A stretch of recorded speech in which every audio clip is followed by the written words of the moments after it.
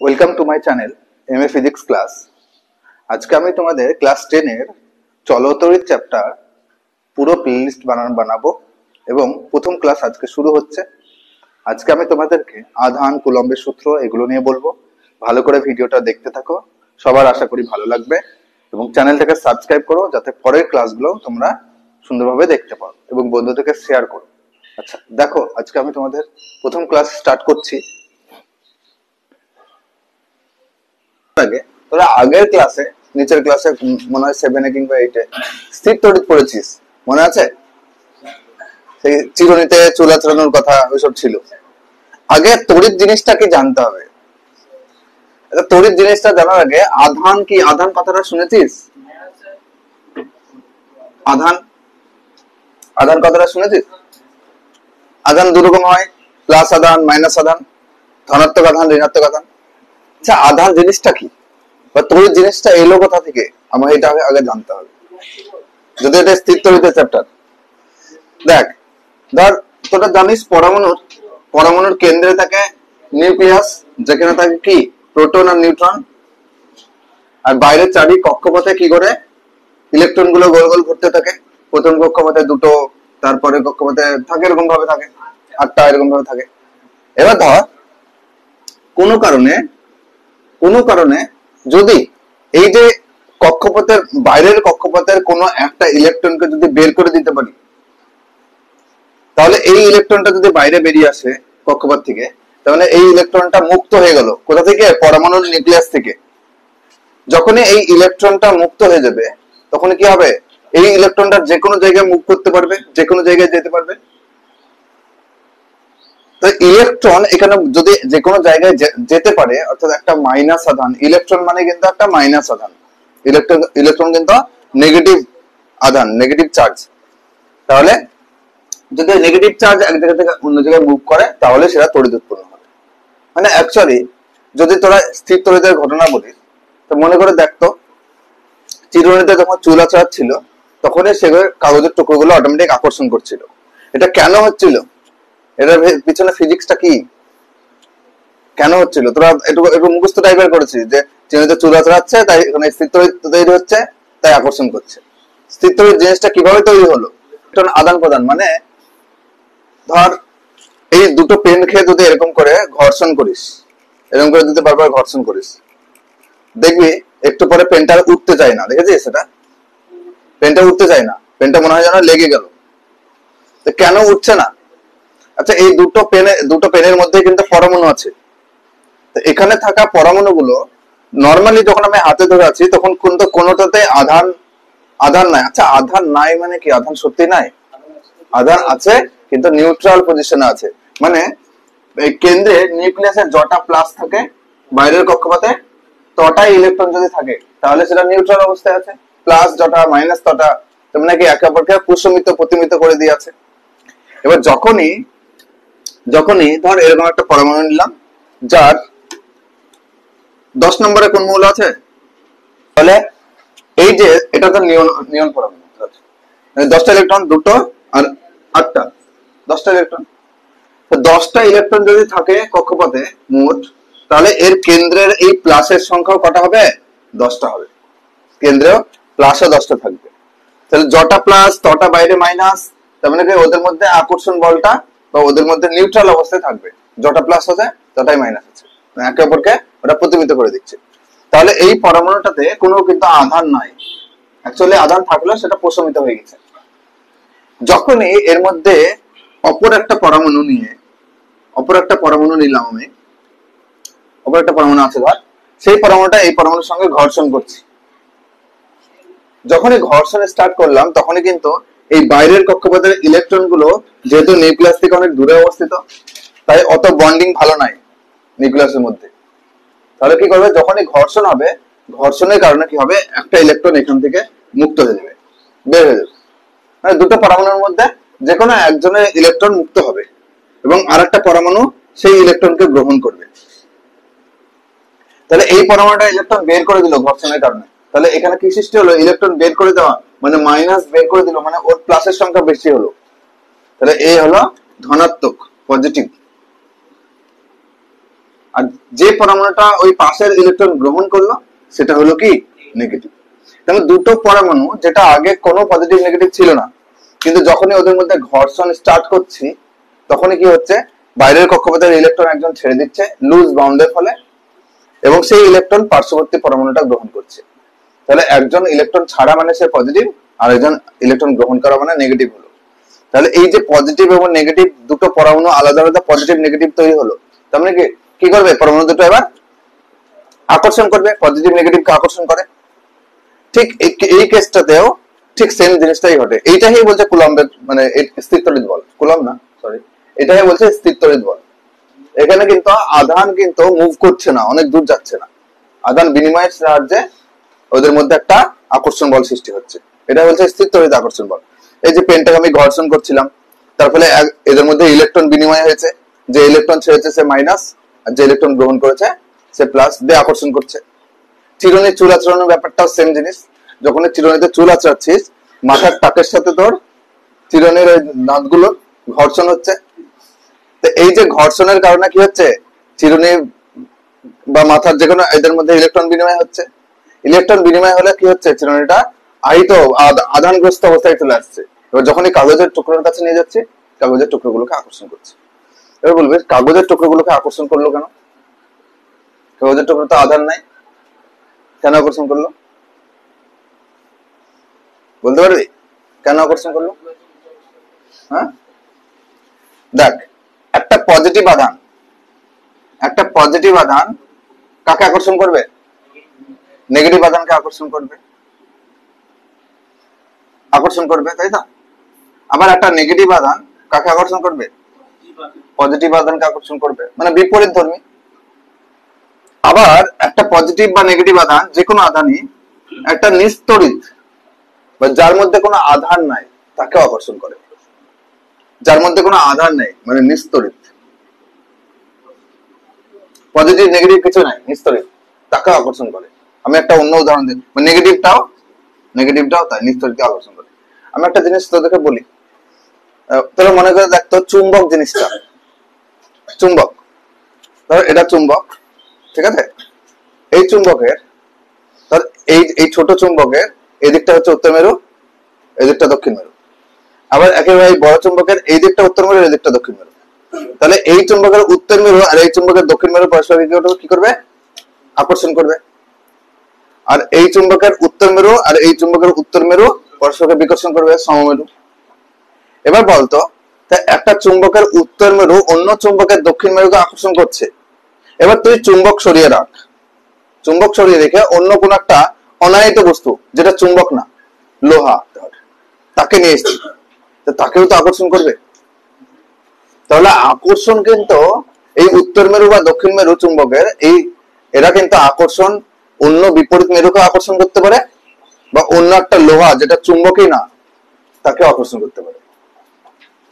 বুঝতে পারছিস? আধানের ক্ষেত্রেও ঠিক সেই একই রকম, আধান যেমন বিপরীত আধানকে যেমন আকর্ষণ করে, ঠিক তেমন নিস্তড়িৎ অন্য একটা জিনিসকেও আকর্ষণ করতে পারে।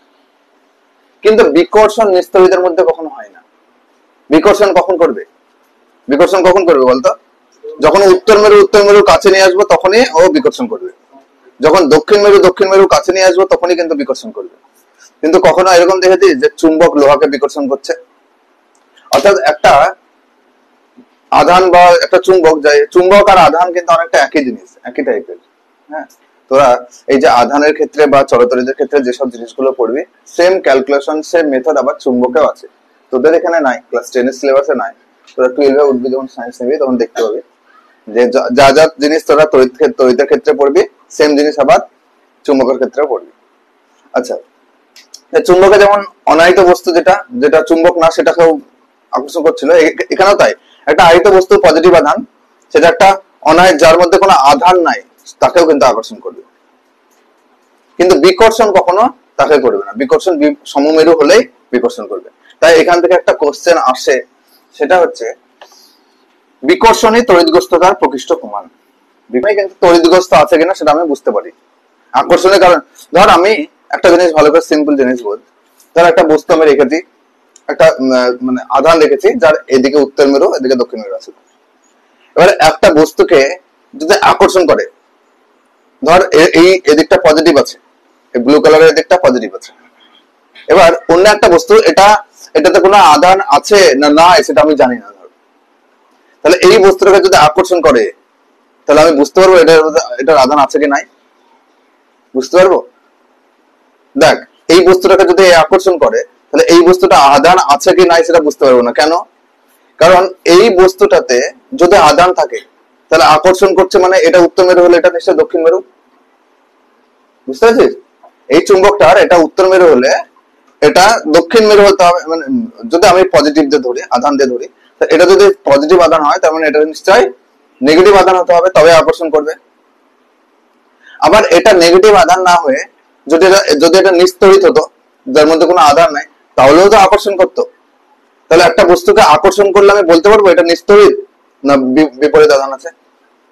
বুঝতে পারবো না, কারণ একটা প্লাস আধান সে মাইনাস আধানকেও আকর্ষণ করে, বিপরীত আধানকেও, আবার একটা নিস্তড়িতকেও আকর্ষণ করে।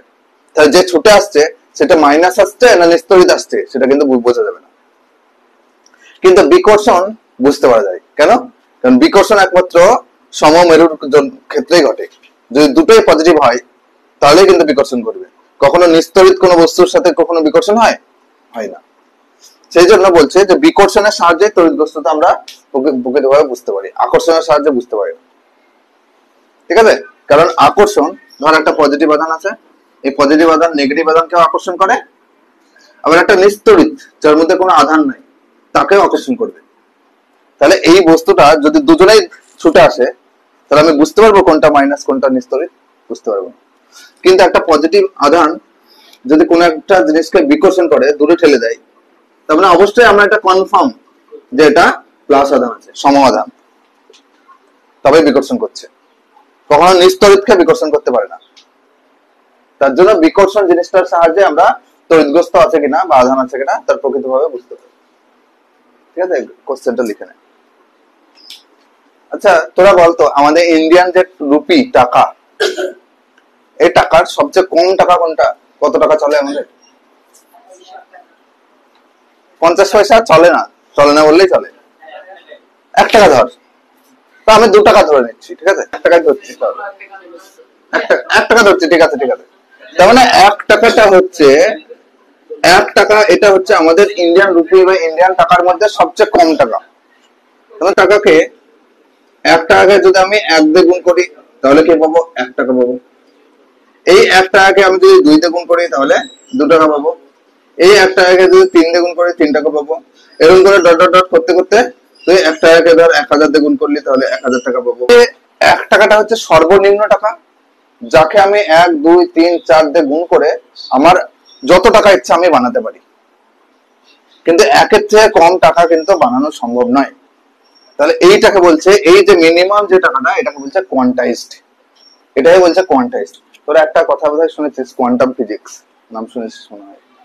কোয়ান্টাম ফিজিক্স আমাদের এখন আধুনিক ফিজিক্সের সবচেয়ে আবিষ্কারের জায়গা ওটা, এবং আধুনিক প্রযুক্তির সবচেয়ে উন্নত জায়গা। সেটা কিন্তু এইসব জায়গাতেই আসে, পরবর্তীতে জানবি। আচ্ছা, তাহলে এই যে জিনিসগুলো, এইটা হচ্ছে এই যে কম টাকা যেটা, সেটাকে বলছে কোয়ান্টাইজড। টাকার কোয়ান্টাইজড ফর্ম হচ্ছে 1 টাকা। এই 1-এর যদি আমি সরল গুণিতক হারে বাড়াই, 1-এর সাথে 2 দিয়ে, 3-এর সাথে, 4-এর সাথে, 5-এর সাথে, এরকম করে যদি গুণ করি, অর্থাৎ সরল গুণিতক হারে যদি আমি গুণ করতেই থাকি, তাহলে কিন্তু আমার টাকার সংখ্যা বাড়তেই থাকবে। মানে আমি টাকাগুলোকে যত ইচ্ছা বানাতে পারবো। ঠিক একই রকম ভাবে এই যে আধানের মান আছে তো, আধানের একক কি বলতো? আধানের একক মনে রাখবি, এসআই পদ্ধতিতে সবাই প্রত্যেকে মনে রাখবি। এসআই পদ্ধতিতে হচ্ছে কুলম, বাংলা লিখে কুলম, আর সিজিএস এ হচ্ছে স্ট্যাট কুলম, বাংলা লিখছে স্ট্যাট কুলম্ব বলে, বা ইএসইউ এটাও বলে। তাহলে এই যে কুলম, স্ট্যাট কুলম হচ্ছে আধানের একক, মানে কতটুকু আধান আছে, কতটুকু পজিটিভ আধান, কতটুকু নেগেটিভ আধান, সেটা কুলম বা ইএসইউ কুলম দিয়ে স্ট্যাট কুলম্ব দিয়ে প্রকাশ করব। এবার ধর একটা আধান নিলাম, কিউ পরিমাণ আধান নিলাম, এই আধানটা কত কুলম্ব হবে ধরে নিলাম আমি এক্স কুলম্ব হলো।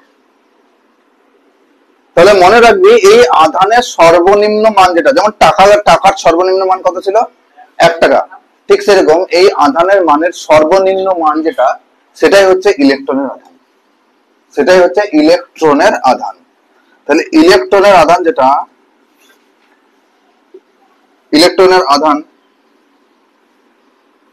যেটাকে আমরা ই দিয়ে চিহ্নিত করি, ই, এটার মান জানিস? ইলেকট্রনের আধানের মান কত? 1.6 into 10 to the power minus 19 coulomb. 1.6 into 10 to the power minus 19 coulomb, এটা জন্য মাথায়। এবার মাইনাস, ইলেকট্রন যেহেতু নেগেটিভ তড়িৎধর্মী, নেগেটিভ ঋণাত্মক আধান, তাই মাইনাস চিহ্নটা দেয়, যেহেতু নেগেটিভ তাই, ঠিক আছে? ইলেকট্রন তো ঋণাত্মক ধর্মী, সেজন্য মাইনাসটা দিই। এবার এইটা হচ্ছে ইলেকট্রনের আধান, ভালো করে বুঝবি, এটা হচ্ছে ইলেকট্রনের আধান। এই আধানের মানটা ওখানকার সে 1 টাকার মতো, এটা হচ্ছে কোয়ান্টাইজড, মানে সবচেয়ে কম আধানের মান, এর থেকে কম আর নিয়ে আসতে পারবো না। মানে এর সরল গুণিত, কম বলা ভুল, মানে এর সরল গুণিতক আকারে আমি যে কোনো আধানকে প্রকাশ করতে পারবো। মানে এর সাথে 1 দিয়ে গুণ করে, এর সাথে 2 দিয়ে গুণ করে, এর সাথে 3 দিয়ে গুণ করে, 4 দিয়ে গুণ করে, 5 দিয়ে গুণ করে, এরকম করে আমি আধানের মানগুলো লিখতে পারবো।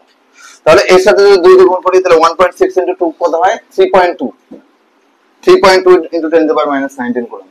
এরকম করে আমরা আধানের মানগুলো লিখতে পারবো। অর্থাৎ যে কোনো আধানের মান কিউ সমান আমি লিখতে পারি n গুণ ইলেকট্রনের যা আধান তার n গুণ। n এর মান 1 হতে পারে, 2 হতে পারে, 3 হতে পারে, 4 হতে পারে, চললো, সরল গুণিতক, ঠিক আছে? তাই ইলেকট্রনের আধানটাকে বলছে কি কোয়ান্টায়ন, সবচেয়ে ওই আধানটার গুণিতক আকারে আমি যে কোনো আধানকে প্রকাশ করতে পারি, ঠিক আছে? এখান থেকে অনেক অঙ্ক থাকে, মাধ্যমিকে এমসিকিউ যে কোশ্চেন গুলো হয় সেখানে কিন্তু এখান থেকে অঙ্ক থাকে। আমি বলে দিলাম, স্যারের কোশ্চেন গুলো ঘেটে একবার মিলিয়ে নিবি, লিখে নে। কুলম্ব বলে একটা সায়েন্টিস্ট ছিল, সে কি করলো, সে একটা দারুণ জিনিস করে গেল। দেখ, ধর একটা প্লাস আধান আছে, ঠিক আছে, আর একটা মাইনাস আধান আছে। এরা ধর একটা নির্দিষ্ট ডিস্টেন্সে, একটা নির্দিষ্ট দূরত্বে রাখা আছে, ধরে নিলাম r দূরত্বে রাখা আছে। প্লাস মাইনাস কে কি করবে? আকর্ষণ না বিকর্ষণ? আকর্ষণ করবে। অর্থাৎ এই প্লাস মাইনাস কে আকর্ষণ করবে, টানবে, এও ছুটে আসবে, দুজন পরস্পরের দিকে। তাহলে এই যে আকর্ষণ করছে, আকর্ষণ কেন করছে? বা একটা বস্তু আকর্ষণ জিনিসটা কি এক ধরনের বল না, এটা ফোর্স। তাই বল আধান যদি পরস্পর দিকে আকর্ষণ হয়, তাহলে অ্যাকচুয়ালি আকর্ষণ হচ্ছে এক ধরনের বল, ফোর্স। সেই বলটা আমাকে বের করতে হবে এখানে। সেই বলটা কত হবে? দেখ, হ্যাঁ, এটা ধরে নিলাম প্লাস কিউ আধান, এটা ধরে নিলাম মাইনাস কিউ আধান, ঠিক আছে? এটা Q1 ধরে নিলাম, এটা Q2 ধরে নিলাম। প্লাস মাইনাস আমি দিচ্ছি না, হ্যাঁ, আমি ধরে নিচ্ছি যেটা প্লাস ও, যদি দুটোই প্লাস হয় তাহলে ওটা সেটা বিকর্ষণ বল, দুটোই মাইনাস হলেও বিকর্ষণ বল, একটা প্লাস একটা মাইনাস হলে আকর্ষণ বল, সেটা যেটা হচ্ছে হবে। অর্থাৎ Q1 Q2 দুটো আধান পরস্পর থেকে যদি r দূরত্বে রাখা আছে, অ্যাকচুয়ালি এই আধান দুটোকে বিন্দু আধান বলবো। কেন বিন্দু আধান? যদি কোন সিস্টেমের এই যে আধান দুটো যে দূরত্বে রাখা আছে, এই দূরত্বের তুলনায় এই আধানের আকার বা বস্তুতে যে আধান দেওয়া আছে তার আকার খুবই ছোট হয়, ক্ষুদ্র হয়, তাহলে সেটাকে আমি বিন্দু আধান ধরবো। এবার ধরো এরকম একটা আধান নিয়েছি, আর ওরা এই দূরত্বে আছে, তাহলে এটাকে কিন্তু বিন্দু আধান বলবো না, মানে এদের দূরত্বের তুলনায় আকার বড়। কিন্তু যে আধানগুলোর দূরত্ব বেশি আর আধানগুলো খুব ছোট ছোট, সেটাকে বলবো বিন্দু আধান। তা দুটো বিন্দু আধান যথাক্রমে Q1 এবং Q2 পরস্পর থেকে r দূরত্বে যদি রাখা হয়, তাদের মধ্যে কুলম্বের যে আকর্ষণ বা বিকর্ষণ বল, সেই আকর্ষণ বা বিকর্ষণ বলের মান কত হবে? দেখ, যদি আমি আধানের পাওয়ার বাড়াই, তো আধানটাকে কুলম্ব দিয়ে প্রকাশ করি।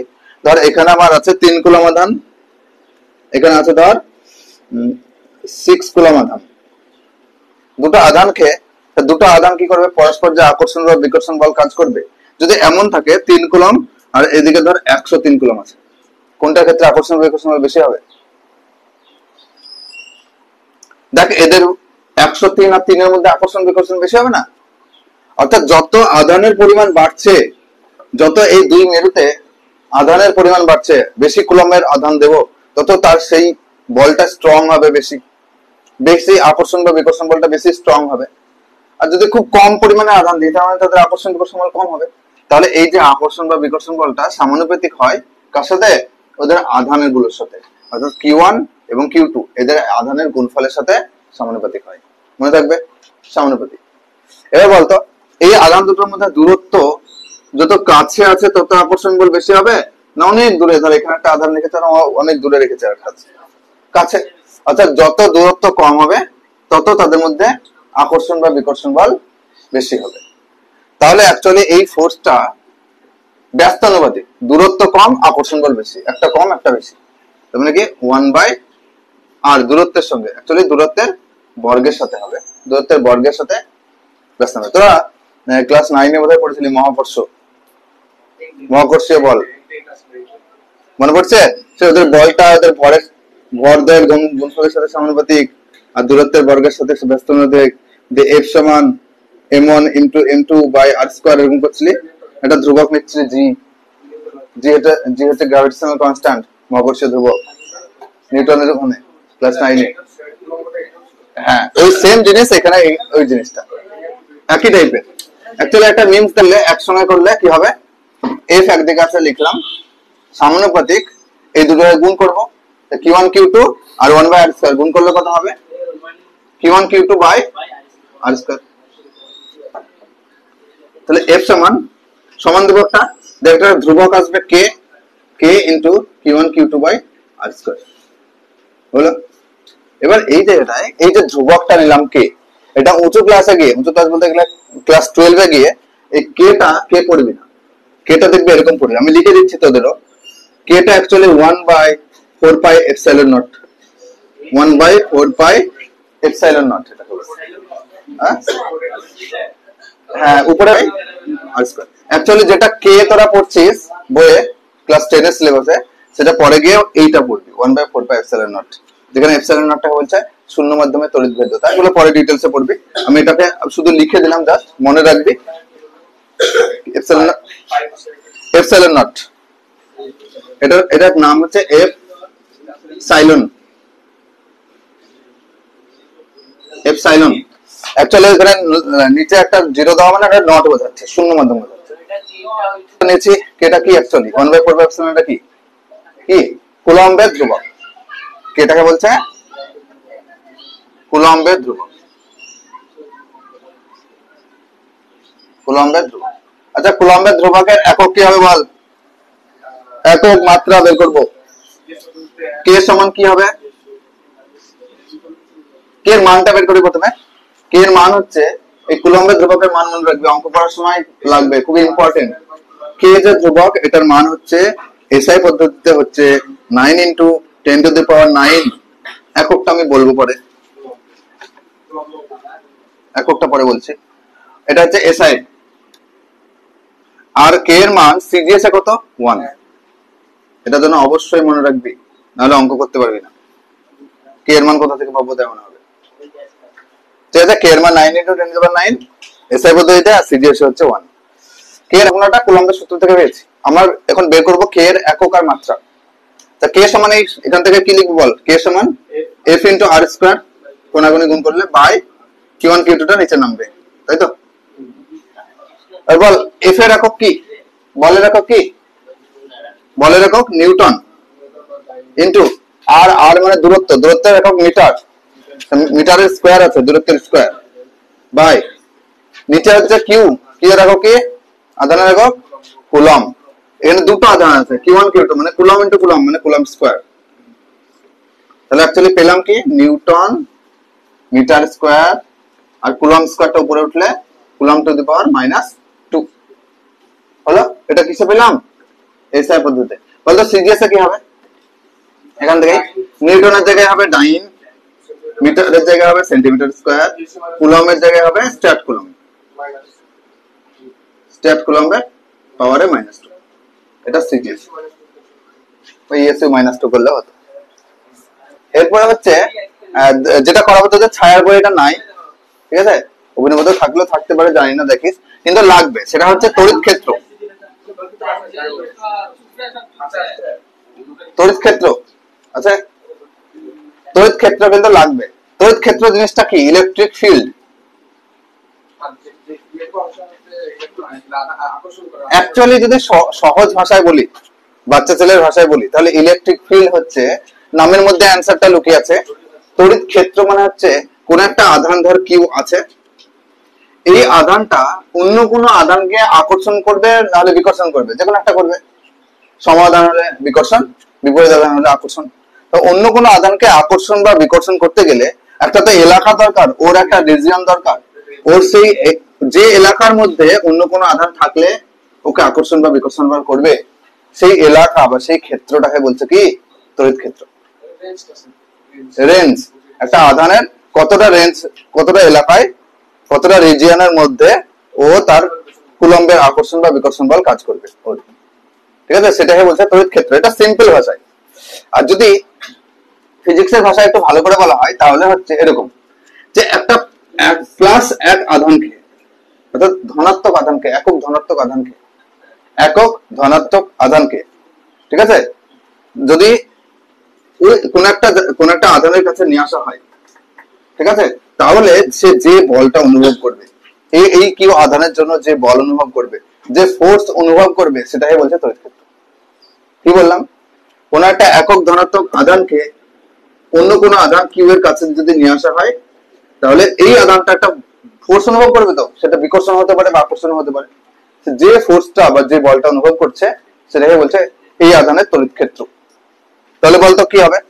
আমরা ফোর্সের ফর্মুলা কি জানি? কুলম্বের ফোর্সের ফর্মুলা কি জানি? F সমান 1/4 1/4 লিখবো না, তোদের কে লিখবো, K into Q1 Q2 by R square. এটা এবার এখানে বল F সমান কি হবে? কে ইন্টু Q1 এর জায়গায় কি আছে? কিউ আছে, একটা আধান, আর Q2 এর জায়গায় কি আছে রে? +1 আধান আছে, আরেকটা +1 আধান, বাই এদের মধ্যে দূরত্ব কত? আমি ধরে নিচ্ছি আর দূরত্বই রাখা আছে, তাহলে আর স্কয়ার। তাহলে অ্যাকচুয়ালি F সমান কি পেলাম? K into Q by R square. এটাই নিশ্চয়ই তড়িৎ ক্ষেত্র। এই যে ফোর্সটা অনুভব করলো একক ধনাত্মক আধানটা, এটাই হচ্ছে তড়িৎ ক্ষেত্র। এটাই বলছে ইলেকট্রিক ফিল্ড, যেটাকে ই দিয়ে চিহ্নিত করি। বুঝতে পারলি? এটাই বলছে ইলেকট্রিক ফিল্ড ই। তাহলে আমি একটা রিলেশন তৈরি করব। দেখ, আমরা F সমান কুলম্বের ফোর্স সমান কি পেলাম, ভালো করে দেখবি, 1/4πε0, সরি বারবার এটা লেখা হয়ে যাচ্ছে, তোদের কে দিয়ে লিখবো, K into Q1 Q2 by R square. এটা তড়িৎ ক্ষেত্র ই সমান আমরা কি পেলাম? কে ইন্টু কিউ, কিউ একটা, ঠিক আছে, বা Q1 শুধু একটা, Q1 বাই আর স্কয়ার। কেন? Q2 টা কেন 1 হয়ে গেছে, একক আধান যে বল অনুভব করছে। এবার এফ আর ই এর মধ্যে রিলেশনটা ভালো করে দেখ। এই আধানের সাথে, এই যে আধানের সাথে, বা এই যে ইলেকট্রিক ফিল্ড ই এর সাথে যদি আরেকটা আমি কিউ গুণ করি, তাহলে দেখ এটা চলে আসছে না? বুঝতে পারছিস? এই যে ই এর সাথে যদি আরেকটা আমি কিউ গুণ করি উপরে, তাহলে দেখ Q1 Q2 চলে আসছে। অর্থাৎ এই ই এর সাথে আরেকটা কিউ আধান গুণ করলে আমি কি পাবো? এফ পাবো। তাহলে অ্যাকচুয়ালি এফ সমান আমি কি বলতে পারি? এই ই এর সাথে আরেকটা কিউ যদি আমি গুণ করি, তাহলে কি পাবো? এফ পাবো। খুব ইম্পর্টেন্ট একটা ফর্মুলা, এফ সমান কিউ ই। তাহলে কোন স্থির তড়িৎ যে বলটা বা আকর্ষণ বা বিকর্ষণ বল, সেটা অ্যাকচুয়ালি তড়িৎ ক্ষেত্রের সঙ্গে আধান গুণ করলে, মানে অ্যাকচুয়ালি যদি এখানে ধরো এই ঘরের মধ্যে একটা তড়িৎ ক্ষেত্র কাজ করছে, এই তড়িৎ ক্ষেত্রের মধ্যে যদি কোন একটা আধানকে আমি এনে রেখে দিই, আধানটা কি হবে? অটোমেটিক একটা ফোর্স অনুভব করবে, একটা বল অনুভব করবে তড়িৎ ক্ষেত্রের দিকে। যেদিকে তড়িৎ ক্ষেত্র কাজ করছে সেই দিকে আধানটা অটোমেটিক মুভ করতে শুরু করবে, একটা বল অনুভব করবে। এটা হচ্ছে সেটা, যে একটা কিউ আধান যদি ই তড়িৎ ক্ষেত্রের মধ্যে রেখে দিই, তাহলে অটোমেটিক সেটা একটা ফোর্স অনুভব করবে, বল অনুভব করবে। কত বল? আধান এবং তড়িৎ ক্ষেত্রের গুণফলটাই হচ্ছে ওদের সেই বলের মানটা। এবং বলের দিকটা কোন দিকে হবে? বলের দিক আর এই তড়িৎ ক্ষেত্রের দিক একই দিকে হবে। যেদিকে তড়িৎ ক্ষেত্র কাজ করছে যেদিকে, বলের দিকও সেদিকে কাজ করবে। আমি এর পরের ক্লাসে এই ফোর্সের দিক, ইলেকট্রিক ফিল্ডের দিক কোন দিকে হয়, বলরেখা কি, এসব ছোট ছোট জিনিসগুলো বলবো। তাহলে এই জিনিসটা আরো কনসেপ্টটা ক্লিয়ার হবে। আজকে এই পর্যন্ত থাকলো। সবাই ভালো লাগলে ভিডিওটাকে শেয়ার করো, সাবস্ক্রাইব করো চ্যানেলটাকে, এবং পরের ভিডিও অর্থাৎ নেক্সট ভিডিওর জন্য অপেক্ষা করো, আমি শীঘ্রই নিয়ে আসবো। আচ্ছা।